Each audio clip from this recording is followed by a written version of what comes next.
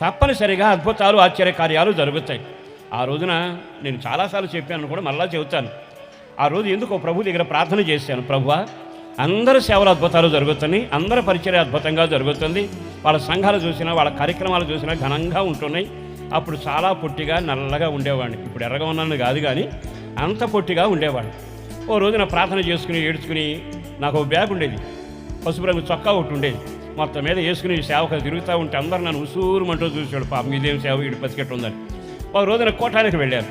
ఆ రోజుకి అప్పటికి 7 రోజుల నుంచి ప్రార్థన చేస్తున్నా. ప్రభువా, నా సేవలో అద్భుతాలు జరిగించయ్యా, నువ్వు మాట ఇచ్చావు, పరిశుద్ధత ఎక్కడుంటే ప్రభు అక్కడ ఉంటాడు, ప్రభు ఎక్కడ ఉంటే అద్భుతాలు అక్కడ జరుగుతాయని అన్నట్టుగానే ప్రార్థన చేసుకుని వెళ్ళాను. ఇక కుర్చీలు వేస్తే పాస్టర్లకి వెనక భాగంలో కూర్చుని, నాకు మొదటి నుంచి అసలు అలవాటు, ముందు కూర్చుని అలవాటు ఉండదు. అందుకే ఇప్పుడు కొంతమంది నేను చెబుతాను ముందు కూర్చోండి, నా లక్షణాలు నా సంఘం వాళ్ళు కనుక అనుకుంటారు. మొత్తం మీద అక్కడ కూర్చున్నాక ప్రసంగం చేస్తూ ఉండగా దయ్యం బట్టి